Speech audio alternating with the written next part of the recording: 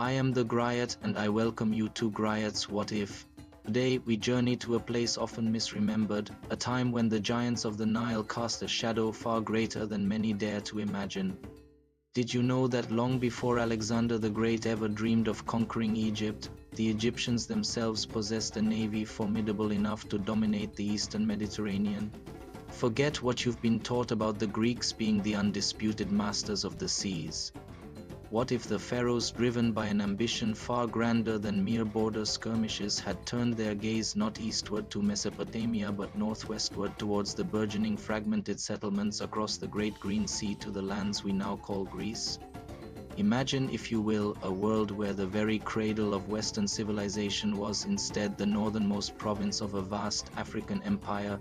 Our story begins not in the classical age of marble temples and Athenian democracy, but much earlier, in the twilight of the Egyptian New Kingdom. Around 1200 BCE, this was an age of Bronze Age titans, of mighty empires clashing and trading.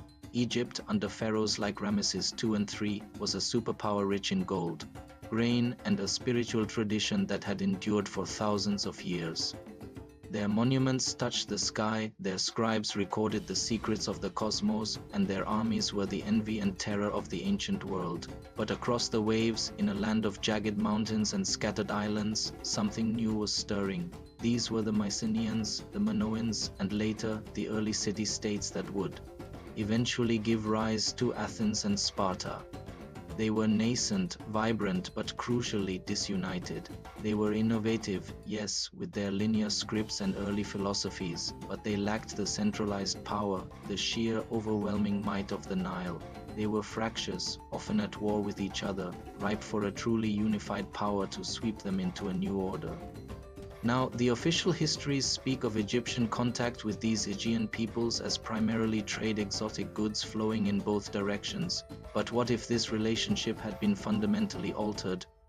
What if a pharaoh, perhaps a lesser-known visionary like Merneptah, whose stele boasts of his victories, had perceived the growing potential, and indeed the growing threat, of these maritime peoples?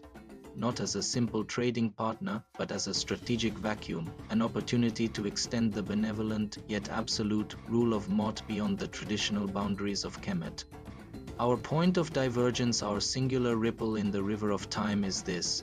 In the early 12th century BC, a resurgent and unusually ambitious Egyptian fleet, instead of merely repelling the mysterious sea peoples from their shores, actively pursued them not just to their origins but beyond.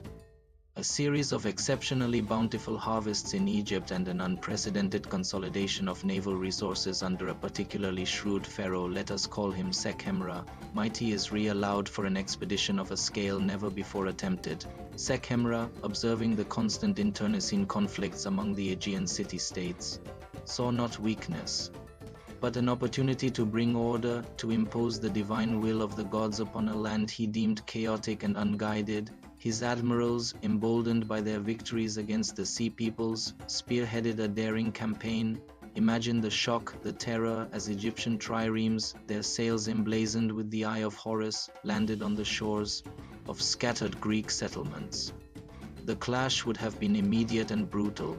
The bronze weaponry and disciplined formations of the pharaoh's armies, battle-hardened and numerous, would have met the fiercely independent, yet often uncoordinated Greek warriors. The Greeks, for all their ingenuity, were accustomed to fighting each other, not an organized, divinely sanctioned empire. One by one, the city-states would have fallen, the grand walls of Mycenae perhaps breached not by treachery or internal strife, but by Egyptian siege engineers. The nascent philosophical schools of Ionia, silenced or perhaps co-opted. This was not a quick raid, but a systematic conquest, followed by the imposition of Egyptian governance. Pharaoh Sekhemra would have declared himself the legitimate ruler of these new northern territories, establishing viceroys and garrisons. The immediate consequences: imagine the shockwaves across the Mediterranean. Trade routes would have been rerouted, resources redirected. The fledgling Greek identity, instead of blossoming into independent city-states, would have been brutally pruned, reshaped by the mighty hand of Egypt. The very language of administration, of law, and of religion would begin its slow, inexorable shift from early Hellenic dialects to the majestic tongue of Kemet. The temples of Olympian gods would find themselves competing, then perhaps even subsumed by the grander, older cults of Amun-Re and Osiris. The stage is set. Pharaoh Sekhemri's ambition has redrawn the map of the ancient world. The sun of Egypt now casts its longest shadow over the Aegean. But how does a culture as ancient and deeply rooted as Egypt truly govern a people so fundamentally different? Can the meticulous order of the Nile truly extinguish the fiery, individualistic spirit of the Greeks? The answers, my friends, will forge a new world. Think for a moment about democracy, philosophy, and the very concept of individual freedom. We often trace their origins solely to ancient Greece, don't we? But what if the philosophical foundations of Plato and Aristotle had been built not on the Athenian agora, but within the hallowed halls of Egyptian temples, reinterpreted through the lens of Mot, the ancient Egyptian concept of cosmic balance and justice? Could a Greek world, shaped by pharaohs, have given rise to a vision of governance and human potential far more egalitarian, yet profoundly different than anything recorded in our history books? The initial conquest, while brutal, was but the first tremor. The true reshaping began in the centuries that followed. Pharaoh Sekhemra and his successors were not mere conquerors. They were architects of empire. They understood that to truly rule, one must integrate, not merely subjugate. The Greek lands, now known as the Northern Delta provinces or perhaps Aegea from Aegean, became a vital part of the vast Egyptian imperium. Here, the cultural clash would have been profound and fascinating. The highly centralized, bureaucratic, and deeply religious administration of Egypt would have been imposed upon the decentralized, competitive, and more secular-minded early Greek communities. The Egyptians brought their mastery of monumental architecture, their advanced irrigation techniques, and their unparalleled knowledge of medicine and astronomy.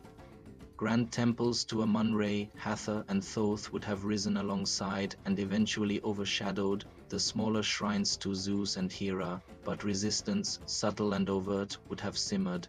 The Greek spirit, though fragmented, was fiercely independent. Local uprisings, led by those who clung to the old ways and the old gods, would have been met with the overwhelming force of Egyptian legions. Yet the pharaohs were also pragmatic. Instead of eradicating Greek identity, they sought to channel it. The most promising Greek youths would have been conscripted into the pharaoh's army, trained in Egyptian discipline, and taught hieroglyphs. Others would have been sent to the great temple universities of Memphis and Thebes to learn the ancient wisdom of Kemet. This forced cultural exchange would have ignited an unexpected intellectual fusion. Imagine a young Greek philosopher, fluent in both Hellenic dialects and Egyptian hieroglyphs, wrestling with the concepts of Mot and divine kingship, not as foreign ideas, but as the fundamental truths of his world. What if Plato, instead of contemplating ideal forms in a cave, had meditated on the intricate cosmology of the Duat, the Egyptian underworld, guided by the wisdom of an Egyptian high priest?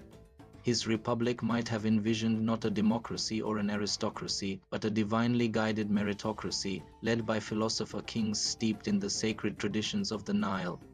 Technologically, the impact would have been immense. The Greeks, known for their early innovations in mechanics and warfare, would have gained access to Egyptian advancements in engineering, metallurgy, and papyrus production. Imagine Alexandrian-style libraries and observatories appearing in Aegea centuries earlier, filled with scrolls detailing both Egyptian wisdom and Hellenic scientific inquiry. Perhaps the Egyptian passion for order and the Greek penchant for logical analysis would have combined to accelerate the development of scientific thought in ways our timeline never saw.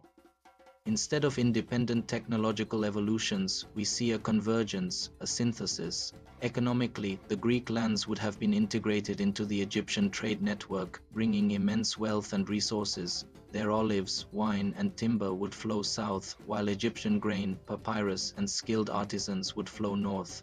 This vast, unified economic zone, protected by the pharaoh's navy, might have prevented the devastating dark ages that afflicted Greece in our timeline, fostering instead a continuous, if culturally distinct, period of growth. The long-term consequences are truly breathtaking.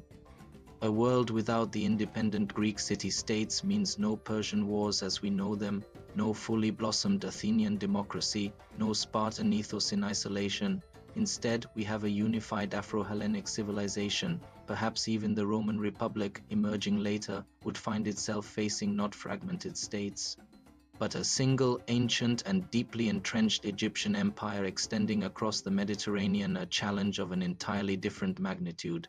This griot imagines a world where the very concept of Western civilization is fundamentally reshaped, infused with the deep spirituality, bureaucratic efficiency, and monumental ambition of ancient Egypt. A world where the individualistic fire of the Greeks is tempered by the cosmic order of Mot, leading to a society that values collective harmony and divine wisdom as much as personal achievement, a truly unique civilization born from the unlikely union of the Nile and the Aegean.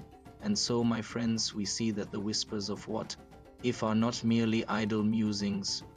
They are powerful incantations that remind us the path of history is never predetermined, and the stories we tell shape the worlds we perceive. The tapestry of time has countless threads, and sometimes a single different knot can weave an entirely new destiny. Until our next journey into the annals of alternate history, remember this: seekers of truth, the river of time flows in many directions, and even the smallest stone can divert its course, creating new lands where old dreams might have died and new ones rise vibrant and unexpected.